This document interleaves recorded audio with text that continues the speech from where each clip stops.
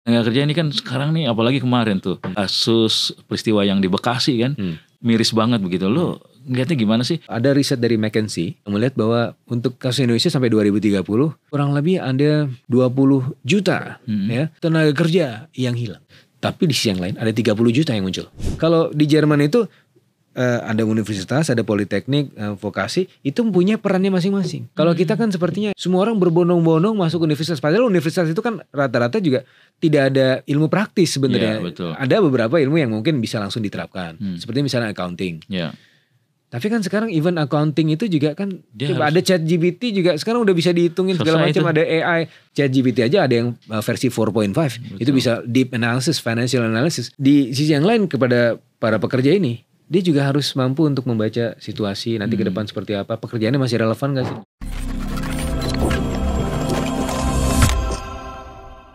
Jadi gini, kalau kita perhatikan itu trennya itu bermula pada saat COVID. Nah, ketika COVID ini orang di layoff, nggak punya pekerjaan, ya, pas di rumah kan ditutup tuh, nggak bisa kemana-mana. Pas ditutup, ya dia bisa akses online. Ada dua tuh yang kelihatan, pinjaman online sama judi online. Yeah. Pinjaman online secara natural bagus, tetapi ketika tidak diikuti oleh literasi finansial, dia menjadi buruk. Iya. Ya.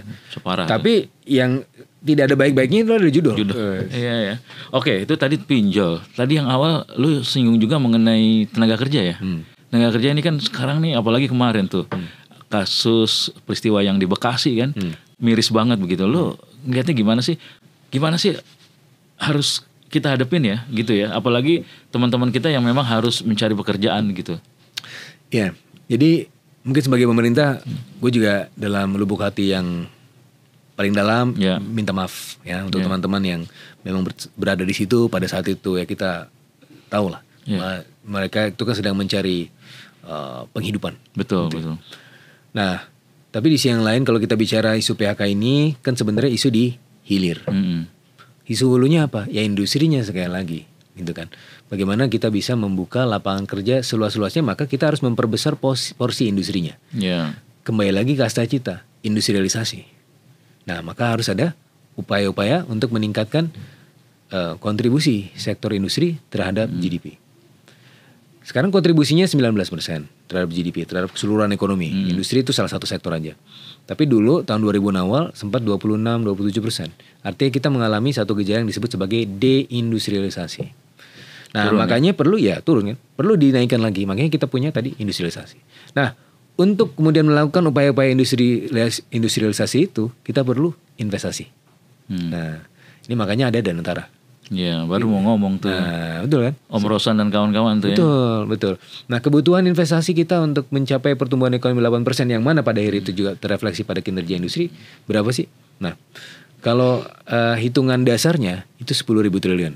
Meskipun on top dari situ ada tambahan 3.500 triliun. Itu disampaikan Pak Rosan ya, 13.500 triliun. Tapi setidak-tidaknya, kalaupun kita tidak mencapai 13.500 triliun, setidak-tidaknya kita bisa mencapai 10.000 triliun saja. Itu sudah bisa asalkan ke sektor-sektor yang seperti misalnya sektor ICT, energy, housing, kemudian transportation, water sanitation, and water resources. Sorry gue pakai bahasa Inggris karena gue hafalnya bahasa Inggris. Karena waktu itu kita nulisnya, waktu itu kan kita bikin kajian empirisnya itu pakai bahasa Inggris supaya bisa berdiskusi juga teman-teman yang tapi Om Rosan juga kalau jumpa pers juga banyakkan bahasa Inggris juga gitu kan. Mungkin karena literasinya banyak in English juga kan gitu ya. Nah, tapi balik lagi 10.000 triliun itu dari mana duitnya gitu kan. Kalau ada satu isu masuk mungkin di sini dari mana duitnya gitu. Dari mana gitu kan. Nah, dari pertama 3.000 triliun itu upaya dari dalam negeri ya. Sementara sisanya 7.000 triliun itu dari luar negeri. Makanya Pak Prabowo tuh kemana-mana. Ke China, ke Amerika, kemana-mana ya. Bahkan waktu itu kita hitung 100 hari pertama itu datang ke 9 negara, dapat 19,5 billion US dollar. It work gak sih? Yeah, it's working well. Karena apa? Karena di tengah tensi-tensi dunia sekarang ini, Indonesia menjadi tempat yang netral untuk semuanya berkumpul. Bukan hanya Indonesia, bahkan ASEAN. Kita bicara mengenai ASEAN Way. Kita berada di tengah-tengah, tidak memihak kiri dan tidak berada di kanan.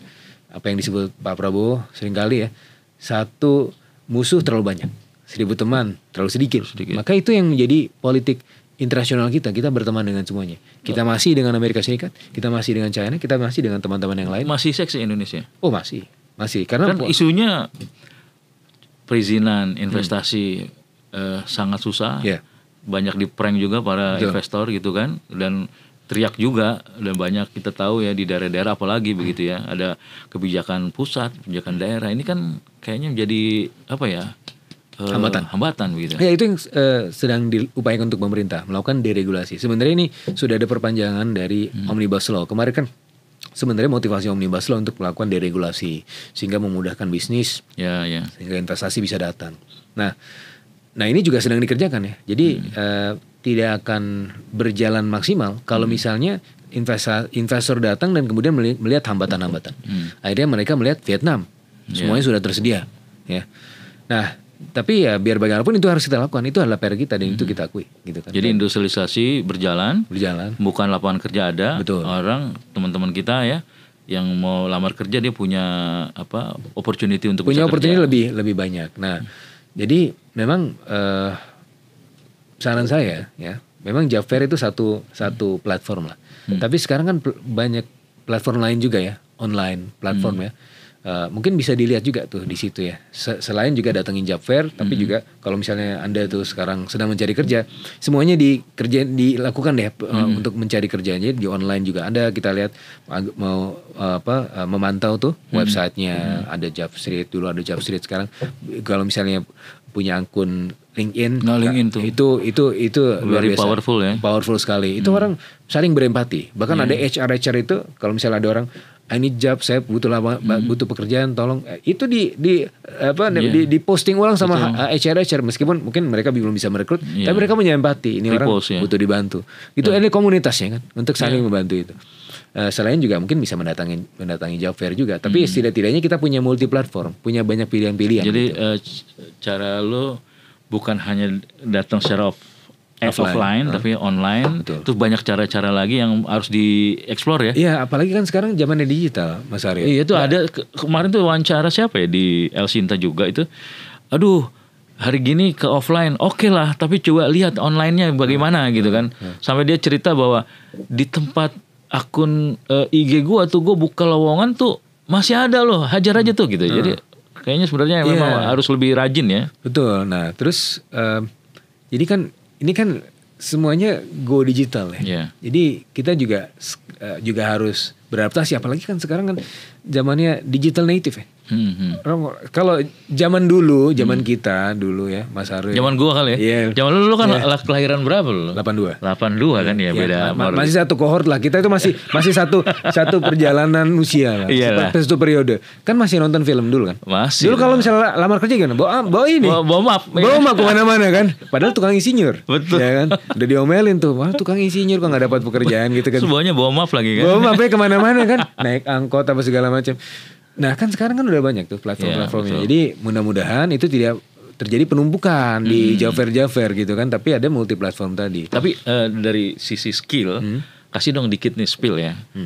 Sekarang ini yang paling dibutuhin apa sih? Jadi nih yang nonton kita ini, jadi nyiapin ya. Oh gua harus begini, jadi gua harus begitu. Kalau di El Sinta kan kayak need orang apa kita harus tahu. Jadi kita siarin itu gitu ya. Nah kalau itu gimana?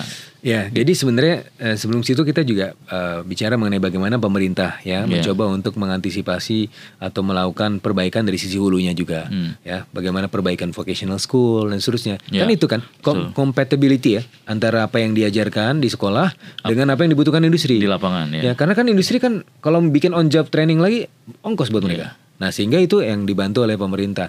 Nah, saya pernah ya waktu itu ada orang Jerman, dia salah satu CEO di perusahaan besar di Indonesia. Dia bilang gini, Pak Fitra, saya ini dulu lulusan vokasi loh di Jerman, lulusan vokasi atau paling teknik lah. Wah, sekarang bisa jadi CEO. Ya jadi kalau di Jerman itu ada universitas, ada politeknik, vokasi, itu punya perannya masing-masing. Kalau kita kan sepertinya semua orang berbondong-bondong masuk universitas. Padahal universitas itu kan rata-rata juga tidak ada ilmu praktis sebenarnya. Ada beberapa ilmu yang mungkin bisa langsung diterapkan. Seperti misalnya accounting. Tapi kan sekarang even accounting itu juga kan ada ChatGPT juga sekarang udah bisa dihitungin segala macam. Ada AI, ChatGPT aja ada yang versi 4.5. Itu bisa deep analysis, financial analysis. Tolong analisa tabel ini, cari tren positif dan negatif dan berikan solusinya. Keluar semua. Makanya kan jadi ada hal-hal yang sekarang bahkan menjadi tidak relevan di masa depan. Itu yang juga kita harus perhatikan. Tapi anyway, balik lagi, ini universitas, ya. Tapi kan ada politeknik. Ini juga harus dibuat satu level. Karena kalau kita lihat di China misalnya, kan katanya utlubul ilm walau bisin. Belajar tolabul ilmi. Faridatun alam. Itu sih beda lagi ya. Beda lagi. Itu dari lahir sampai meninggal. Tapi ini utlubul ilm walau bisin. Sampai walau ke Cina. Apa yang dilakukan oleh Cina? Dia itu universitasnya, kampusnya nggak baik-baik banget loh. Jadi kalau kita bandingin jumlah kampus kita dengan di sana, universitas level ya, itu banyakan di kita. Padahal gitu jumlah orangnya banyakan di sana. Mereka di mana yang lebih banyak lagi? Ya di vocational school segala macam. Nah itu yang juga kita perhatikan ke depan. Karena kan bisa lebih diserap oleh ini industri-industri. Nah itu juga sedang coba dikerjakan. Berarti orang yang zaman sekarang ini harus membekali diri dengan soft skill ya. Dengan soft skill, betul. Dan ya harus multi talent. Harus multi talent. Jadi ini ke depan gitu ya. Karena kita harus melihat bahwa ada riset dari McKinsey yang melihat bahwa untuk kasus Indonesia sampai 2030 kurang lebih ada 20 juta ya tenaga kerja yang hilang. 20 juta dan lapangan kerja yang hilang. Tergantikan. Tapi di sisi yang lain ada 30 juta yang muncul. Berarti surplus dong. Tinggal bagaimana kita berada di titik surplus itu, kita berada di titik yang di bawah, yang hilang ini. Nah, makanya kita harus aware, harus belajar. Harus terus belajar, multi talent lah. Berarti kalau logikanya gini ya. Ketika kita tahu itu akan hilang dan akan muncul yang sesuatu itu, ya kita harus belajar yang akan muncul itu, begitu kan? Skill itulah yang harus kita pelajari sekarang, begitu ya. Betul. Jadi ya kita harus mampu untuk melihat sekarang adaptif ya. Adaptif, betul. Orang-orang sekarang belajar AI ya, itu juga masuk ke sana. AI. Ya. Gue di kampus awal-awal ya, teman-teman dosen itu takut dengan ChatGPT. Wah, nanti kerjaan mahasiswa pakai ChatGPT semua dong. Gak boleh deh, gak usah diperbolehkan. Ya, gue ada salah satu dari awal yang sedikit yang bilang, meskipun sekarang semuanya sudah bisa menerima. Tapi gue bilang, ya jangan ditahan dong. Ini kan kayak kalkulator aja. Ya. Justru kita dosen-dosen harus memperbaiki diri kita, mengupgrade juga untuk bisa ngasih tugas-tugas yang lebih kreatif, gitu kan? Ya mahasiswanya dipersilakan aja pakai ChatGPT misalnya. Nah, jadi di sisi yang lain kepada para pekerja ini, dia juga harus mampu untuk membaca situasi nanti ke depan seperti apa, pekerjaannya masih relevan gak sih? Kalau seperti nggak relevan lagi nanti ke depan 5 tahun 10 jangan langsung tinggalin, nanti gimana? Maksudnya switch off ya. Jadi harus ada ini secara simultan dia belajar hal yang baru. Oke, lebih moderatnya belajar yang baru lagi. Belajar yang baru supaya nanti pada saat dibutuhkan dia bisa switching. Coba Mas Aryo ya, gue baca di media ya, ada Umar Patek. Oh iya tuh, iya kan? merakit kopi sekarang ya. Gembong terorisme, gembong bom Bali gitu kan. Sadis. Terus untungnya dia tobat. Kalau bisa keluar dari penjara setelah ada deradikalisasi segala macam. Pas dia keluar, nggak bisa apa-apa. Ternyata ada dokter yang baik yang ngasih tempat gitu kan. Terus ternyata dia punya keahlian bikin kopi. Luar biasa. Dan sekarang udah jadi viral, hype banget. Jadi pengusaha. Umar Patek gitu kan. Terus nggak ada tampang-tampang terorisnya lagi tuh. Udah tampang pengusaha sekarang kan. Udah necis kan tampilannya. Nah jadi kita harus mampu untuk mencari cara apa sih kita bahkan kalau misalnya kita lihat hobi kita apa sih, jangan-jangan hobi itu bisa menghasilkan ya. Bisa menghasilkan. Kayak gue hobi ngomong. Dan lu sekarang hidup dari ngomong lu kan? Tapi kan bukan hanya ngomong, ininya ada dong. Ya tentunya kan harus ada basic skillsnya juga kan. Tapi basic skills itu menjadi fondasi yang buat ke depannya. Ya tentu juga harus kita ada pendidikan dasar, pendidikan menengah, terus pendidikan skill-skill yang lain yang kita dapat di awal itu bisa sebagai fondasi untuk yang bisa mengembangkan yang di masa depan gitu. Gue ingat gue pernah ketemu mahasiswa anak UI juga. Dia itu kuliahnya di fakultas bahasa lah. Terus sometimes ada orang yang bilang, oh lu bagus lu bisa memahami mengenai media sosial. Coba didalamin itu gitu loh. Akhirnya dia kuliah itu juga, tapi juga dia mendalami juga bagaimana menganalisa media sosial, baik itu di IG dan sebagainya. Dia bisa keluarkan analitiknya. Terus akhirnya apa? Ya dikerjanya di situ, bukan di bahasanya itu gitu loh. Bukan sebagai lulusan anak UI yang lulusan bahasa apa, tapi dia justru ditempatkan situ ya untuk bisa menganalisa media sosial di kantor itu dan orang-orang yang ada di luar itu sebagai kompetitornya gitu. Betul. Bahkan ya tidak perlu lulusan kampus. Orang yang tidak punya degree kampus sekalipun itu kan bisa melakukan itu kadang-kadang. Kalau kita bicara mengenai content creating industries, ya. Bayangin nih, anak gue punya TikTok, gue juga punya TikTok. Viewers di TikTok gue paling cuma berapa sih? Paling 1.000, 2.000, 3.000 gitu. Anak gue 1 juta. Wah, kok bisa jadi sesuatu itu ya? Loh, maksud kok bisa padahal isu yang remeh-remeh? Ya itu kan juga bisa menghasilkan. Iya betul. Itu juga bisa menghasilkan kan. Itu jadi yang hasil yang remeh-remeh itu ternyata bisa dimonetisasi juga. Dan kita jangan melihat bahwa ini orang itu cuma lulusan SD, lulusan SMP, dia ya pekerjaannya itu aja. Nggak juga. Gue pernah ada satu penelitian ya, kita melakukan penelitian tuh, gue sama beberapa teman-teman di Australia. Jadi ada Dr. Felix Tan, Dr. Carmen Leong, ada Dr. Barney Tan, yaitu mereka dari UNSW, NUS ya, dari University of Sydney juga. Itu kita melakukan penelitian tentang digital and financial inclusion. Nah, suatu ketika kita mewawancarai ada di satu daerah di Jonggol ya. Jonggol. Tahu gue. Ya kan? Itu daerah mereka bikin semacam pertanian organik. Yang ngerjain itu petani-petani dari Jawa, ya, lulusan SD. Jadi dan uniknya itu mereka ini petani-petani lulusan SD ini menjadi street smart. Kenapa? Karena dia dia meracik sendiri tuh itunya, pupuk organiknya. Tentunya berdasarkan pelatihan yang dilakukan oleh si platformnya ini. Dan bahkan petani lulusan SD ini, kan kita wawancara ini kan orang-orang bule. Terus ini orang Jawa. Terus dia nggak bisa bahasa Indonesia. Jadi harus ada 2 translator Jawa, translator yang bahasa Inggris, bahasa Inggris juga, gitu kan. Jadi ya gue sebagai translator ke bahasa Inggris juga kan. Tapi kan gue nggak ngerti bahasa Jawa. Bahasa Padang tahu lo ya. Bahasa Padang tahu. Tapi kan nggak ngerti bahasa Jawa, gitu kan. Harus ditranslate 2 kali. Nah, tapi menariknya orang yang bahkan yang bahasa Indonesia aja patah-patah itu bisa menjadi berdaya sesuatu dan menjadi street scientist. Ya mungkin ya teman-teman lulusan kampus mungkin kalau melakukan itu juga agak kesulitan, tapi mereka bisa. Jadi mereka bisa. Apa tuh meaningnya?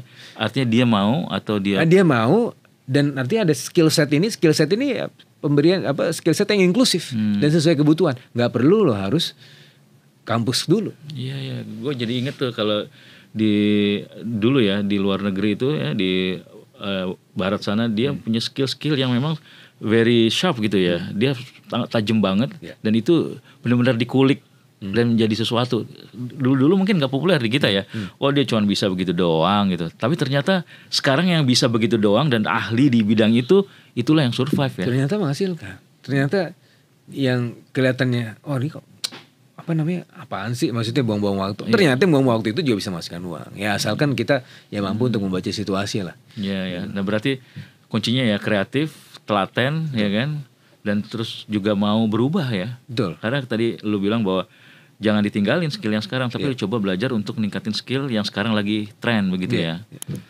Kayak si Umar Patek itulah. Jadi ditanya, Anda punya skill nggak? Mau dibantu? Kamu nggak punya. Terus tiba-tiba si pengusaha ini, dokter siapa tuh, dokter David kalau nggak salah namanya ya. Itu datang ke rumahnya, terus disediakan kopi, dibikinin oleh si Umar Patek ini. Dia bilang dia nggak punya skill, tapi dia bikinin kopi buat si dokter. Terus dokter David, loh, kok ini enak? Wah, ini bisa diduitin. Nah gitu kan, akhirnya jadilah itu. Iya.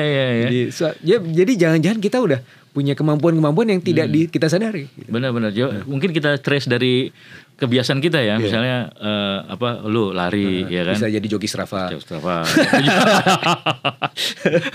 Minimal menjadi itu ya, PS8 gitu kan. Bisa bahasa Inggris. Mungkin bisa.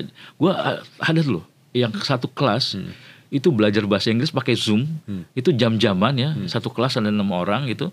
Dia dibayar jam-jaman gitu. Tapi dia harus, yang mau les di situ harus bayar 3 bulan. Itu nggak pakai grammar, ngomong aja, ngobrol. Itu ada loh ternyata kayak gitu ya. Terus juga ada kuliah online by WA itu ada juga begitu.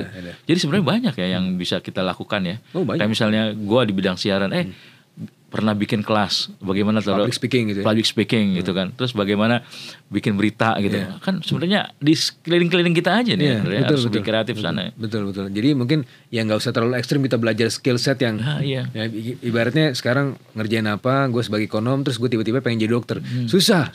Gitu kan. Ya tapi kalau jadi ekonom terus menjadi football commentator bisa lah. Itu hobi gue. Hobi gue komentator. Gue pernah dipanggil komentator bola. Wah, catat ya.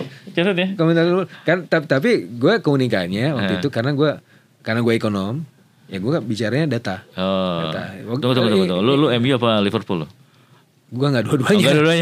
Inter Milan. Inter Milan ya. Yang baru kalah. Baru kalah tuh, sorry ya kalau gitu ya. Tapi ada teman gue yang sangat menyedihkan ya. Dia penggemar Inter sekaligus penggemar MU. Jadi begini banget ya. Jadi double standard. Bukan double standard, itu double sedih. Oh iya. Kan? Gue ngeliat tuh juga tuh pertandingan MU lawan pertandingan papan bawah. Anjir. Ya memang kan antara peringkat 16 sama 17 itu di Liga Inggris kan. Iya. Jadi seru banget. Tapi artinya dari semua ini ya, isu ekonomi itu udah semakin deket di kita semua ya. Karena tadi ya masalah tenaga kerja, ya masalah kebutuhan hidup, terus juga masalah bukan lagi isu elit ya, ekonomi ini ya, isu-isu yang makanya gue di-assign di sini. Karena ternyata ini isu yang sudah grassroots juga, sudah ramai dibicarakan di warung kopi. Betul, dan gue nggak banyak akan ngundang lo deh, karena kalau ngundang lo berarti kan ekonomi lagi bermasalah ini kan. Tapi dari semua ini ya, Fit. Terakhir kan pemerintah kan ngasih 5 kebijakan itu ya, 5 stimulus itu ya. Apa sih kaitannya itu semua? Yakin nggak sih bisa ngedorong daya beli masyarakat, terus juga bisa mendorong ekonomi masyarakat, terus juga kita juga bisa kebantu begitu lah. Dan satu hal yang paling menarik sebenarnya banyak ditujukan ke kalangan menengah ya. Dan kalangan menengah itu ternyata gue juga dengar dari wawancara lu tuh kemarin tuh. Yang paling banyak bisa memuterin duit, uang ya, sehingga serapannya bagus dan ekonomi juga jadi bergerak begitu dibanding yang di bawah gitu. Dia di bawah stop aja di situ kan. Di bawah adalah ya itu bagian dari aman konstitusi kita. Iya betul. Ya, negara hadir untuk harus ada ya kan. Gimana sih lu bisa kasih insight nggak ke kita nih? Iya. Jadi gini Mas Ara, kita melihat paket stimulus ini sebenarnya the whole coverage, the whole package ya, komplit banget lah. Jadi kalau kita lihat dari rencana 24,4 triliun itu kan 11,93 triliun untuk 18,3 juta keluarga penerima manfaat bansos. Ini yang kelompok yang paling bawah tadi. Ya karena bukti negara hadir, ya mereka kesulitan harus ditemani. Sesuai dengan konstitusi. Aman konstitusional. Nah terus kemudian ada lagi paket bantuan subsidi upah. Itu yang di bawah 3,5 juta rupiah, itu dikasih uang 300.000 per bulan. Itu in total 10,73 triliun untuk 17,3 juta penerima manfaat. Nah kenapa ini penting? Karena ketika mereka dapat uang, kita sebutnya sebagai disposable income, istilah ekonominya, itu bisa segera dibelanjakan. Sehingga ini harapannya bisa memandu pertumbuhan ekonomi di kuartal kedua itu minimal 4,9%. Tapi pertanyaannya kemarin kan juga dari diskusi Ala Sinta, bagaimana yang sektor informal? Itu kan sektor formal. Mas Asrofi tanya itu. Iya betul. Ini bantuan subsidi upah, terus kalau bansos udah oke buat miskin, tapi ini bantuan subsidi upah kan orang yang bekerja di sektor formal. Udah ada catatan upahnya. Bagaimana yang informal? Di luar, yang informal? Nah makanya ada diskon diskon transportasi. Tol itu ya. Tol, terus ada di darat, laut, udara semua komplit lah. Betul. Ya ada diskonnya. Nah biasanya kalau kita memberikan stimulan, ya tadi balik lagi ke Richard Thaler, nudge, pemantik, ya ada pemantik behavior ya di sektor transportasi itu biasanya juga ada interlinkage-nya ke sektor pariwisata dan ekonomi kreatif. Nah ketika ada sektor pariwisata dan ekonomi kreatif ini bisa bergeliat, maka dia bisa kemudian mempengaruhi juga sektor UMKM yang mana mayoritas itu informal sectors. Nah itu yang harapannya ke situ. Bisa menuju ke sana juga. Iya betul. Nah sehingga all in all kalau kita lihat, meskipun sebenarnya kalau kita ukur dari sisi pengeluaran 24,4 triliun itu sebenarnya tidak terlalu besar. Tapi itu harapannya dengan add-on sini kan sebenarnya bisa muter ya. Ini kan add-on ya. Sebenarnya yang lain juga masih tetap akan digelontorkan, tapi ini add-on karena pemerintah mencoba untuk melihat ini harus dimitigasi potensi pelemahan daya beli dan seterusnya sehingga perlu dibangkitkan lagi, dan itu punya potensi untuk meningkatkan dari seharusnya 4,55% assessment dari Kementerian Keuangan itu bisa minimal 4,9% pertumbuhan ekonomi di kuartal kedua. Jadi bisa membalikan tren. Nah, ketika pertumbuhan ekonomi meningkat, maka ada peluang ekonomi yang meningkat juga. Nah, paling besar peluang ekonominya tentunya yang berasal dari spending middle class ini. Nah, masalahnya middle class ini kan mungkin kita juga harus melihat ya, dia tidak selama ini kalau bicara kelas, dia kelas yang bukan kelas kaya. Jadi ya bukan orang kaya lah. Tapi dia juga bukan orang miskin, sehingga tidak dapat bansos. Nah, ini rentan banget ya. Rentan bisa terpelosok ke bawah. Bisa ke bawah, betul. Makanya ini jadi kelas yang sendirian. Nah, makanya pemerintah berusaha untuk menemani mereka. Mencoba untuk menciptakan peluang-peluang ekonomi. Karena kalau dulu kan kita lihat tuh tahun 2024 tuh banyak meme ya. Pinjam dulu 100 supaya silaturahmi tidak putus. Karena memang data tabungan itu turun ya. Mas Asrofi ya. Kenapa? Karena ya income level masyarakat juga turun. Maka ini harus dibalikan lagi peluangnya. Caranya bagaimana? Baik lagi kasta cita, industri, penciptaan lapangan kerja di sektor formal sehingga ada peluang-peluang ekonomi baru. Bisa masuk ya. Bisa masuk. Nah, meskipun kalau kita lihat memang stimulus ini sifatnya ad hoc ya, sementara saja, tapi untuk kedepannya tentunya yang kita bangun adalah industrinya. Gitu. Kalau gue tanya optimis sih, lu pasti jawab optimis kan ya. Tapi maksud gue kira-kira apa yang perlu dibekali masyarakat ya supaya asa itu tetap juga harus optimis juga gitu loh. Apa kira-kira, Fit? Gini loh, Mas Asrofi, maaf kok Mas Asrofi lagi, Mas kebanyakan Mas Asrofi nih mainnya. Jadi orang Indonesia itu orang yang untungnya ya, pandai bersyukur. Kalau bicara optimisme orang Indonesia, saya udah nggak khawatir lagi. Dalam beberapa survei misalnya ditanya, ekonomi Anda sekarang bagaimana? Ya, ada indeks keyakinan konsumen kan, pertanyaan-pertanyaan begitu kan. Sedang sulit. Tapi bagaimana nanti situasi 6 bulan ke depan? Insya Allah lebih baik. Nah, itu ada insya Allahnya itu sih ya. Luar biasa itu. Ya. Ada penelitian dari Harvard. Harvard loh. Gak main-main. Meneliti negara-negara yang flourishing. Ekspektasi positif yang paling tinggi. Indonesia. Gitu. Nah, kita udah punya modalitas. Itu sudah social capital. Kenapa sih kita bisa sangat optimis? Karena kita dikelilingi oleh orang-orang, keluarga, komunitas gitu kan. Happy-happy semua kan. Betul. Dan kita saling tolong-menolong, gotong royong itu. Itu dia. Ya. Gotong royong itu yang membuat kita selalu optimis. Tapi tentunya pemerintah dalam hal ini juga ya harus dong. Harus juga bisa untuk memandu optimisme itu ya sesuai dengan ekspektasinya. Nah, makanya itu yang sedang dilakukan sekarang. Ya, kita berdoa ya.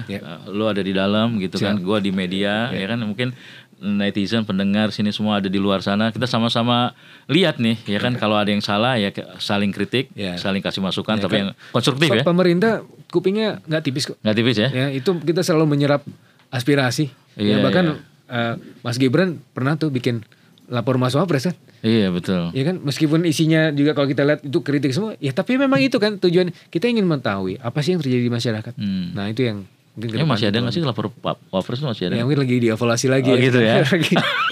Ntar lu juga tuh yang kerja di situ. Oke, Mas Fitra, thank you banget ya. Makasih sekali bisa datang di tamu podcast bicara-bicara di El Sinta. Kayaknya kalau ada request lagi untuk episode 2, 3, 4 nanti kita ngobrol lagi ya. Boleh. Tapi jangan sering-sering. Kalau lu datang ke sini berarti ekonomi agak ada masalah nih gitu. Tapi enggak sih ya, itu cuma istilah aja ya. Itu joke-nya aja. Iya. Oke, thank you sekali. Sama-sama. Oke, kalau gitu terima kasih teman-teman semua ya, netizen, pendengar. Kita udah ngobrol-ngobrol kayaknya waktunya sedikit sih, tapi oke lah, masih bisa kita serap apa-apa aja yang bisa kita lakukan ya, apa aja yang bisa kita hindarkan, dan insight seperti apa yang kita dapatkan untuk ngambil keputusan kita harus berbuat apa. Yang penting tadi satu kata, optimis. Oke, saya Hari Ristamaji, bicara-bicara, sampai jumpa.